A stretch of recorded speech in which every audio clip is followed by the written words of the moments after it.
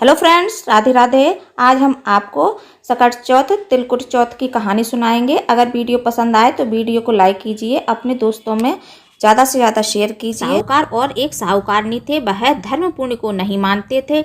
इसके कारण उनके कोई बच्चा नहीं था। एक दिन साहूकारनी पड़ोसी के घर गई। उस दिन सकट चौथ था। वहाँ पड़ोसन सकट चौथ की पूजा करके कहानी सुना रही थी। साहूकारनी ने पड़ोसन से पूछा कि तुम क्या कर रही हो।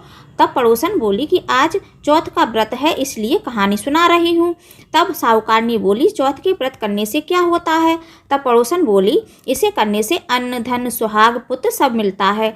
तब साहूकारनी ने कहा, यदि मेरा गर्भ रह जाए तो मैं 1.25 सेर तिलकुट करूँगी और चौथ का व्रत करूँगी। श्री गणेश भगवान की कृपा से साहूकारनी के गर्भ रह गया तो वह बोली, मेरे लड़का हो जाए तो मैं 2.5 सेर तिलकुट करूंगी। कुछ दिन बाद उसके लड़का हो गया तो वह बोली कि हे चौथ भगवान, मेरे बेटे का विवाह हो जाएगा तो मैं 5.25 सेर का तिलकुट करूंगी। कुछ वर्षों बाद उसके बेटे का विवाह तय हो गया और बेटा विवाह करने चला गया, लेकिन उस साहूकारनी ने तिलकुट नहीं किया।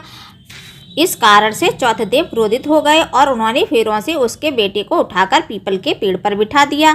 सभी वर को खोजने लगे पर वो नहीं मिला। हताश होकर सारे लोग अपने अपने घर को लौट गए। इधर जिस लड़के से साहूकारनी के लड़के का विवाह होने वाला था, वह अपनी सहेलियों के साथ गणगौर पूजन के लिए जंगल में दूब लेने गई। तभी रास्ते में पीपल के पेड़ से एक आवाज़ आई, ओ मेरी अर्धब्याई। यह बात सुनकर जब लड़की घर आई और धीरे धीरे कमजोर होने लगी, लड़की की माँ ने कहा, क्या बात है, तू इतना सूखती जा रही है। तू अच्छा खाती भी है और पहनती भी है, ऐसा क्या हो गया, मुझे सब कुछ साफ साफ बता।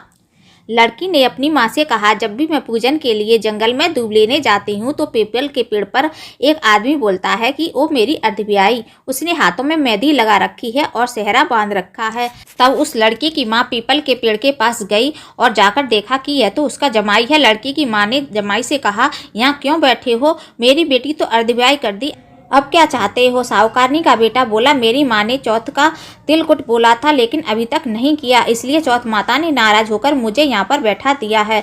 यह बात सुनकर लड़की की माँ साहूकारनी के घर गई और उससे पूछा कि तुमने सकट चौथ के लिए कुछ बोला था। साहूकारनी बोली, मैंने तिलकुट बोला था। उसके बाद साहूकारनी ने फिर कहा, हे सकट चौथ महाराज, अगर मेरा बेटा घर वापस आ जाए तो मैं 2.5 मन का तिलकुट करूंगी। गणेश जी फिर प्रसन्न हो गए और उसके बेटे को फेरों पर लाकर बैठा दिया। साहूकारनी के बेटे का विवाह धूमधाम से हो गया और साहूकारनी के बेटे और बहू घर आ गए। तब साहूकारनी ने 2.5 मन तिलकुट किया और बोली, हे सकट देव, आपकी कृपा से मेरे बेटे और बहू घर आ गए हैं, जिससे मैं हमेशा तिलकुट करके व्रत करा करूंगी। उसके बाद सारे नगर वासियों ने तिलकुट के साथ सकट व्रत करना प्रारंभ कर दिया।